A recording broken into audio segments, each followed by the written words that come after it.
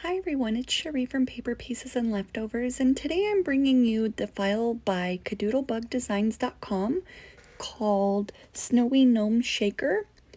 And the width in Cricut Design Space is 10.5, the height auto adjust to 10.316. And it does have an opening where you don't have to alter anything. She's already done it for us. So I ended up cutting 8 of the bases, and I'm setting 2 aside that I can attach all of the pieces to, and I'm going to glue the 6 together. Now I've glued the 6 together here just using art glitter glue, and I'm going to set them aside to let the thickness dry out just because it does feel a little damp, and I'm going to work on the pieces. So out of all 8, I have 2 that are not glued to my base, and now one is going to face one way and one is going to face the other. That way you can get the appropriate fitting to each of the sides. Now this Cosmic Shimmer Flake and Glitter Glue, I love it. I got it off of Amazon. It does come in 2 sizes. I have the big bottle and the little bottle. And I showed the eyes because it is permanent, but it is also movable, non-permanent. If you let it dry completely, then you can actually place your pieces down and trace them. For instance, my eyes, that's how I get the pieces right where I want them, the eyes. And then after I trace them, I can just pull them right off. But if you do place anything on it while it's wet, it is permanent and will rip the paper. But it works great on acetate.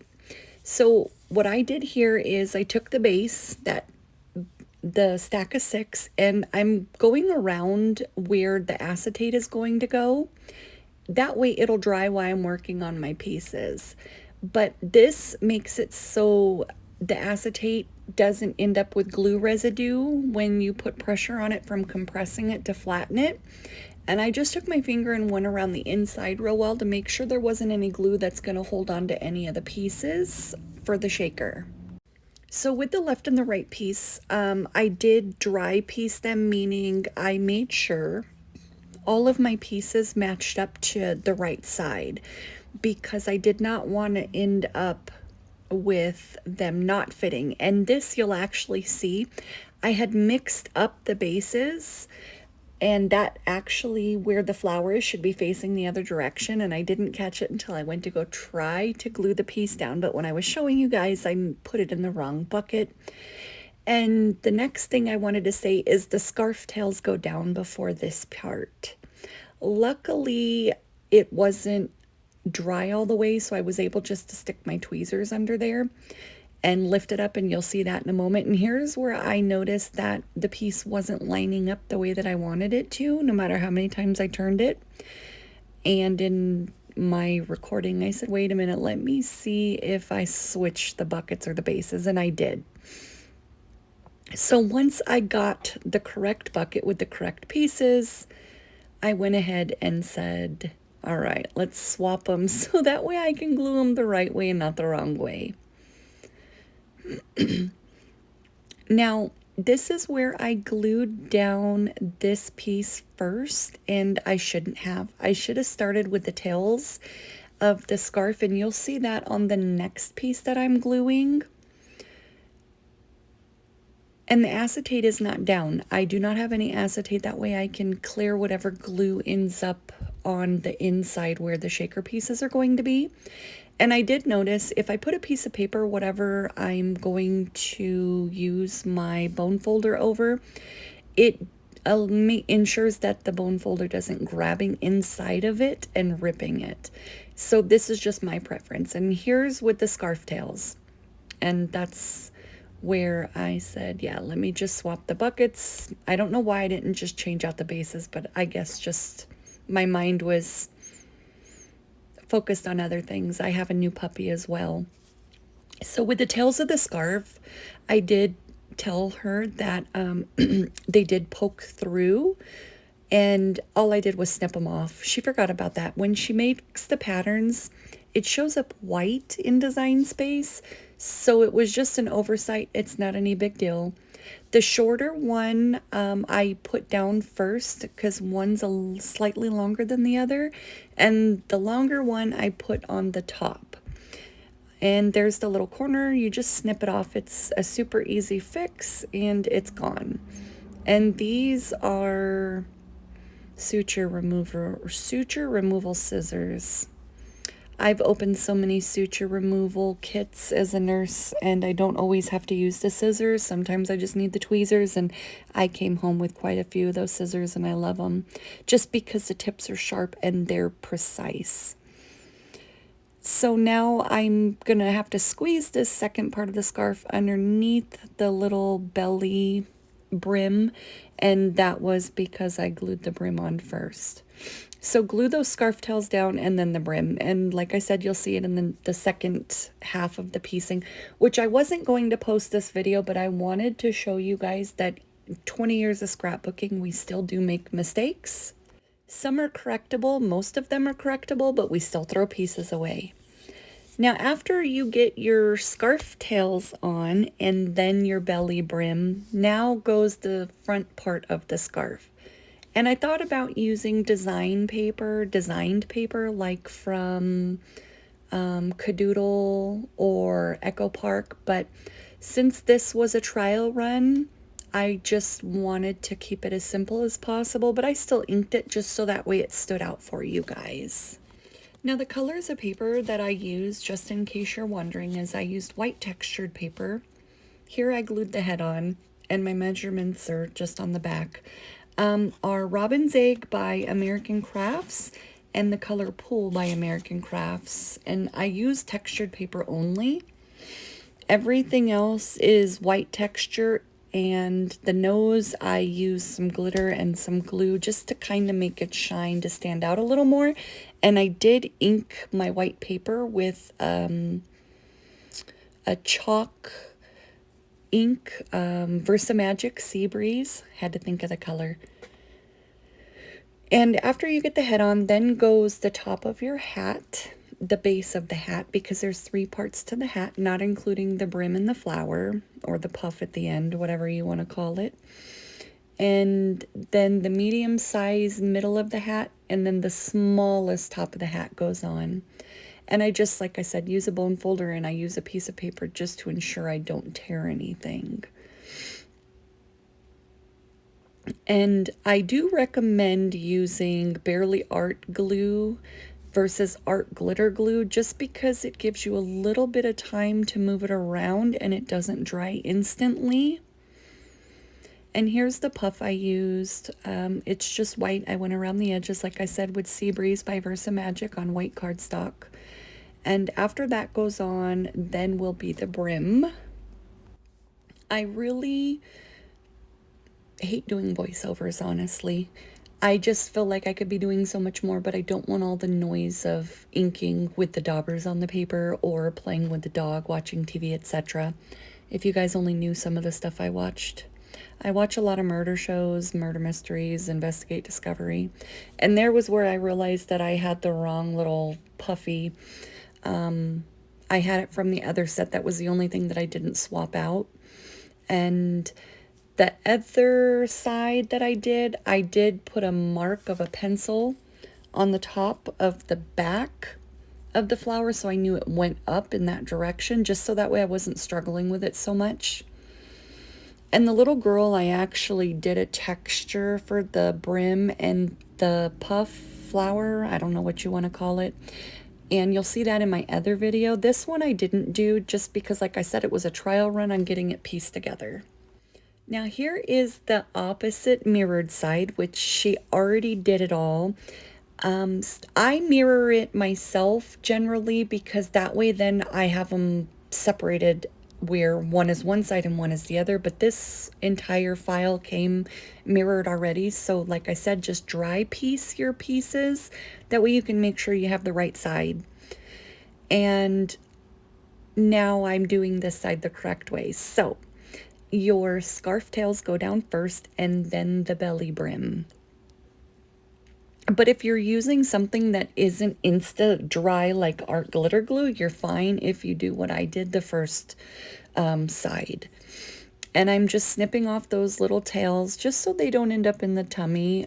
Since You don't have the base of it in there. I didn't want any of the pieces of clay that I have in there to get stuck between there. And I did use a white chalk pencil, that way I knew which way went up. And now you guys have seen like raw piecing where we haven't done it before and it's new to us. We do find ways to simplify, and that white chalk pencil, if you just kind of mark it, your pieces, but you're gonna have your own preference of piecing.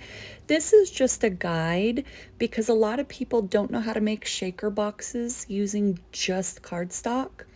I don't use a lot of the foam because I have a hard time with my hand tremors. I had back and neck surgery and I just can't cut straight lines like that.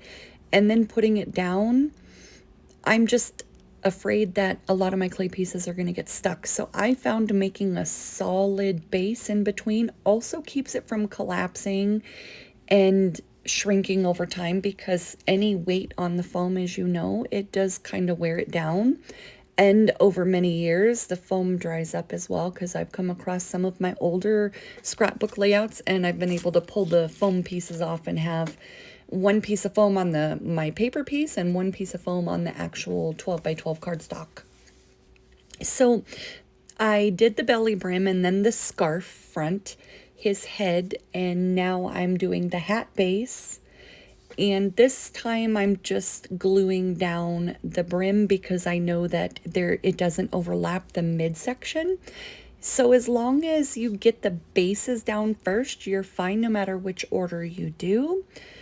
And the flake glitter glue I let dry, and you'll see closer to the end of the video how I go about doing that, because I still do glue the top portion of my piece, this top, onto the bases using glue, either Barely Art or Art Glitter Glue, whatever your glue of choice is. Some people use beacons. It's really up to you. There is no set in stone right or wrong way for anybody to scrapbook or paper piece. And us that do videos, we just try to simplify it for you guys because it can be overwhelming. Sometimes there are so many pieces you don't know where to start. And I've done tons of videos and I show that most of like the kids, the bears, I love Franklin bears, as you guys know. I always start with the legs or the pants, because no matter what, that's going to be your base, and then your body or your shirt, and then your head. But if it has ears, then your ears go on, and the ear pads, and then the head. And then I worry about the arms and feet last. The nose, the face details, the hair. But it's just all the years I've done it, I can get it pretty much by the picture, but it's not always spot on. So now here's where my Cosmic Shimmer Flake and Glitter Glue come back into play.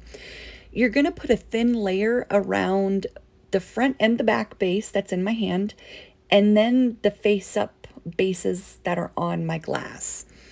And I already did it. I let them dry. Now I'm peeling off the protective sheets on my acetate. I save the sheets, at least one of them. That way, when my piece is done, the outside, the front with all of the colored cardstock, I cover the acetate so it doesn't get scratched. And this is just something I've done while I'm working with it. One, so I don't drag it through glue, and two, so I don't scratch it all up with my ring or if I have a watch on. See, there, I covered it. And also just being drug across the glass, you can't see everything that's down. And you're only going to glue one side of it down first. That way you can fill it up before gluing the other. Now this is Barely Art glue. That's in my blue tip bottle. My yellow tip is Art Glitter Glue. And now this is the base. The 6 cardstock base, the 6-piece cardstock base. And I'm gluing it down now to the front. And what I'm going to do is just make sure all of my edges are lined up real well. And I think if I make more, which I probably will, I'm going to use a Sharpie to color the midsection of the white. And this is just me being extra. I've always been extra with everything I do. I don't know why. All the years that I've done it, I've just added on and added on, and you'll see with the girl in the other video, if you do watch it, that I've added even more detail to her. So here, these are just some little pearls and clay pieces that I've had in my stash forever. And I dug them out because I figured the colors were perfect for the piece that I was working on. Now, let's say you don't have clay pieces or you don't want to wait for them to come. You could actually cut out small little designs, little snowflakes from your Cricut or Silhouette, Cameo, whatever cutting machine you use, and drop those inside. And now I'm going to place the other piece of acetate once I make sure that I have it on the right way. And I'm going to save a piece, of course, because I keep at least one of the two. Just to prevent scratches. You don't have to do it. You could throw it away afterwards. And I applied good pressure to make sure that I had a good seal, but I noticed that one of my little pieces was stuck. You see the fight? That ain't coming off. And I just kind of took my tweezers and got the piece off that had gotten stuck to the glue. And there's the other protective film that I pulled off, and now I'm going to use my Bearly Art glue and glue the top piece on. And I'm going to apply a lot of pressure to make sure all of my edges do stick very well because I don't want it coming apart. This glue is forever glue, I've noticed, which I'm thankful for. I don't have to redo a lot of my scrapbook pages. But now you have acetate on both sides. You've got all of your little shaker pieces in the middle, and he's just about done. The only thing different is I would put a little hole in the top of his hat, and just by making a circle and moving it into the hat in Cricut Design Space, that way I could actually make it an ornament or a tag. Have a good day, guys. Take care.